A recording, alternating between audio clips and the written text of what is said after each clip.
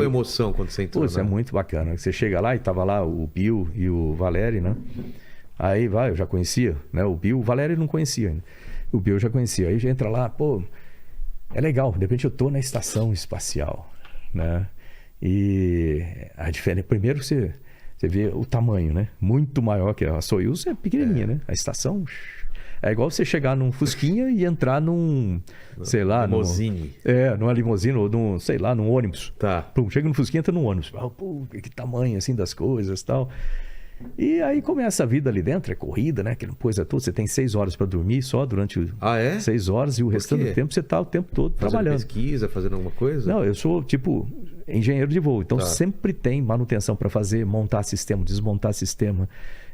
Às vezes você faz sozinho, às vezes você faz com outro. Cada um tem a sua linha do tempo ali com as tarefas. Aí você trabalha junto com outro. Quem define isso? É o solo. Ou é o centro de controle de missão na Rússia ou né, lá em Houston. Então, MCC Houston, MCC Moscou. E é tranquilo dormir no espaço? É gostoso. É mesmo? É gostoso pelo seguinte, porque você não tem nenhuma parte do corpo pressionada, né, pelo peso do corpo. É igual você dormir dentro da piscina, assim. Ah, você fica... É só que se você simplesmente dormir num lugar, como tem a circulação de ar, com os ventiladores internos da estação, você vai dormir num lugar e vai acordar em outro, né? Que a circulação te leva, né? Como que você faz? Aí você tem um saco de dormir. Aí você amarra o saco de dormir num lugar e aquele passa a ser o seu quarto. Mas ele tá preso em alguma... É um saco de dormir com fiozinhos, com cordãozinhos assim dos lados. Eu prendi o meu dentro do módulo de adaptação russo. E ele fica assim, né? Se você olhar a estação... Como é que é a estação? A estação, ela tem o tubo principal, com os diversos módulos aqui, né? Conectados. E aí, em cima do módulo americano, aqui você tem o truss, que é uma estrutura metálica, e aqui são presos os painéis solares, assim, né? São 8... Para gerar energia. Canais, né? Então, os painéis solares aqui. Ok. Aqui é onde vocês acoplam. A gente fica aqui, a estação aqui são 55 metros daqui até lá, bem grande, né? Pô. Nós acoplamos a nossa espaçonave do lado de cá e tinha outra acoplada aqui embaixo e aqui tem um módulo de adaptação russo. Então, se você olhar daqui para lá, aqui está o módulo, tem uma conexão, aqui tem um módulo de adaptação russo. Então, se você olhar daqui para lá, ó, na visão aqui, né? Sei. O que você vê? Vê isso aqui, aí vê os painéis solares lá, né, os 4 aqui, né? Mas o módulo fica aqui de lado, assim. E aqui tem um ponto de adaptação. E tem uma janelinha aqui. Então eu conseguia ver todo o costado da estação e a terra lá embaixo. Que visão. Então a terra aqui e o costado da estação. Então uma visão bonita. Aqui na janelinha, eu no meu saco de dormir aqui, né? Então eu tinha 6 horas para dormir, eu dormia umas 2 horas mais ou menos. Ficava olhando. O restante do tempo eu ficava tirando fotos. Eu tirei 2.200 fotos da terra. Os médicos ficavam loucos da vida, porque era para dormir 6 horas, eu só dormia 2, você vai se esgotando. Mas eu falei, pô, eu tenho 10 dias aqui, eu vou aproveitar. O tempo que eu tenho são essas 6 horas, né, por dia. E no restante do tempo você está trabalhando, monta sistema, desmonta sistema. Fora o almoço, o café da manhã, o briefing, o almoço e o jantar e o debriefing, todo mundo tem que estar junto, né?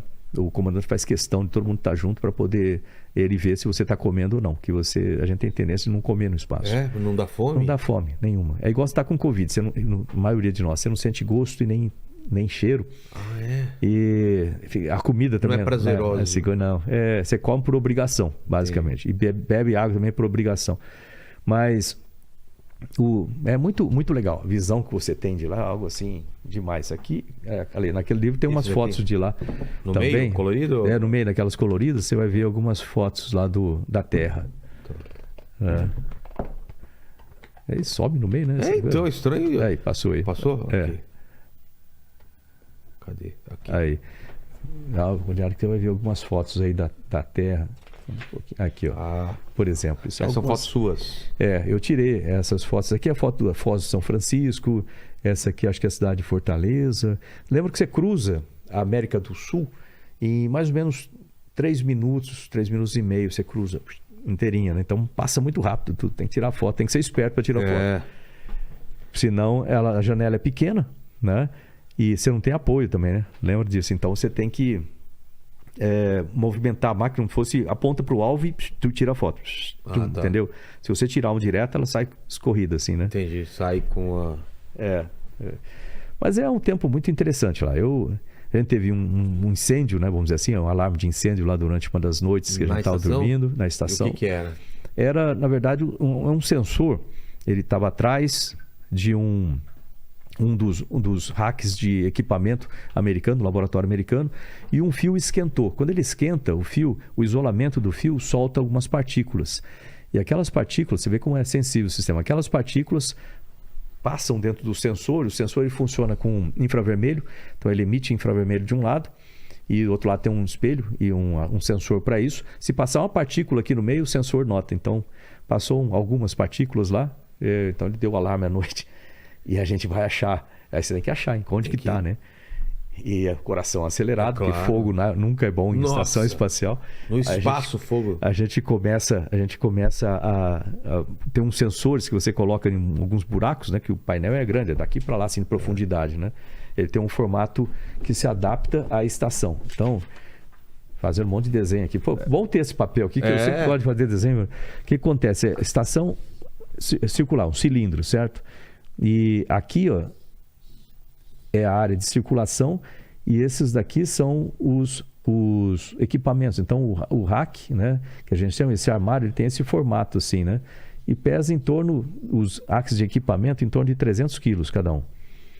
E você consegue tirar eles daqui, você movimenta com o dedo, né? Isso que é interessante. De tão leve, Mas aí você tem uns furos na frente deles, né? Que se você olhar a frente dele, ele seria algo assim, né?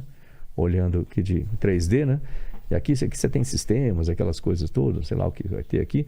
E você tem alguns furos que você bota um sensor lá dentro para ver de onde está vindo a fumaça, né? Mas o melhor sensor que a gente tem é o nariz. O problema é que lá no espaço você perde um tanto a acuidade de olfato, né? Vamos dizer assim. O que você sentiu de problemas quando você voltou para cá? Depois de volta, você tem... Cada organismo funciona de forma diferente, né? No meu caso, eu não tive problema. Obviamente, radiação é normal, você vai ter que ficar isso com a vida toda. Mas isso acaba, como é pouco tempo, no seu caso não foi tanto. É como se ficasse um ano trabalhando com radiação aqui, né? Você ultrapassa um pouco os limites do Departamento de Trabalho americano em termos de radiação. Entendi. Mas você assina lá um waiver, né, para continuar a trabalhar mesmo assim. Aí tem... perda de densidade óssea. Eu sempre tive densidade óssea muito alta, então eu não tive problema com isso aí. O meu já estava bem além do normal. Entendi. Então ele só reduziu, mas ainda continua alta. O que eu tive mais problema foi no meu sistema imunológico.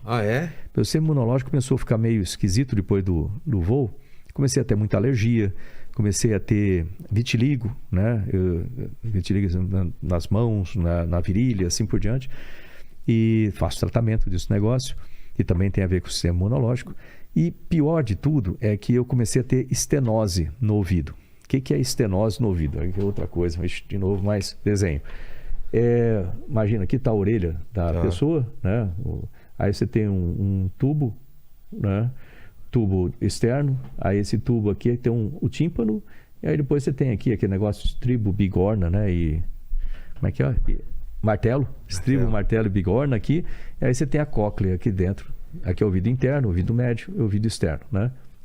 Esse tubo aqui, do ouvido externo, o meu sistema imunológico começa a interpretar a atividade na parede, na pele desse ouvido, como uma infecção, alguma coisa, e ataca a parede.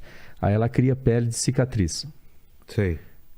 E aí ele ataca mais, ela cria mais pele de cicatriz e vai fechando. Então eu tenho o que chamam de estenose causada aí pelo... Esse tubo está mais fechado. Ele foi fechando, eu tenho praticamente fechado os dois. Nossa. Aí eu fiz 3 cirurgias para abrir. Para abrir.